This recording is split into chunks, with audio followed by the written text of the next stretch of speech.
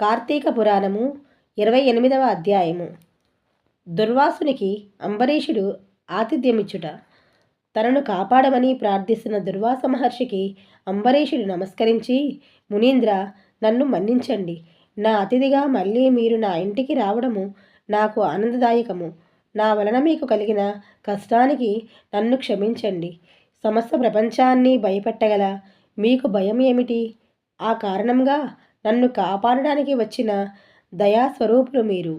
మీ పట్ల నాకు గల గౌరవంతోనే మీకు ఆతిథ్యం ఇవ్వడానికి ఆహ్వానం పలుకుతున్నాను. నా ఆతిథ్యాన్ని స్వీకరించి నన్ను, నా వంశాన్ని కృతార్థం చేయండి.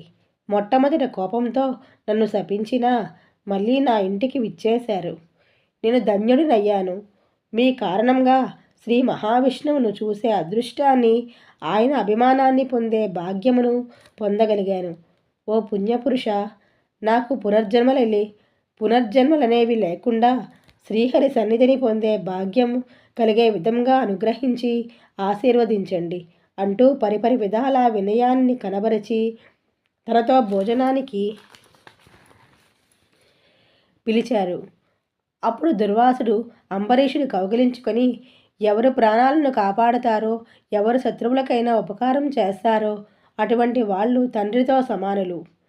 నువ్వు నాకు తండ్రి వంటి వాడివై, వయసులో నేను నీకంటే పెద్దవాడిని, బ్రాహ్మణుడను. అయినా నేను నీకు నమస్కరించకూడదు, నీకు ఆయుక్షీణము కలిగించే పని చేయకూడదు. నేను నీ మనసుకి కష్టం కలిగించినందుకు నన్ను భగవంతుడు శిక్షించాడు. నాకు తగిన ప్రాయశ్చిత్తం జరిగింది. నీ పట్ల నా దురహంకారం కారణంగా కలిగిన ఆపద నుండి నన్ను రక్షించడానికి నువ్వే నాకు దిక్కువైనావు అని చెప్పి తన ఆశ్రమానికి వెళ్ళిపోయాడు.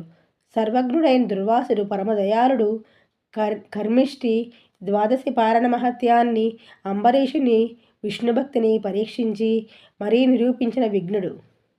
కార్తీక మాసంలో ద్వాదశి వ్రతం సమస్త యజ్ఞాన్ని, యజ్ఞ ఫలాన్ని కలుగజేస్తుంది. సకల పాపాలు నశించడంతో పాటుగా ఉత్తమ లోకప్రాప్తి కలుగుతుంది అని అగస్త్యుడు అత్రి మహర్షిని వివరించాడని వశిష్ఠుడు జనక మహారాజుకు వివరంగా చెప్పాడు. ప్రాణరక్షణ చేసిన వాడిని, ఆపదలో ఆదుకున్న వాడిని ఎన్నడూ మరవకూడదు. వారిని కృతజ్ఞులై ఉండాలని దుర్వాస మహర్షి సూచిస్తున్నాడు.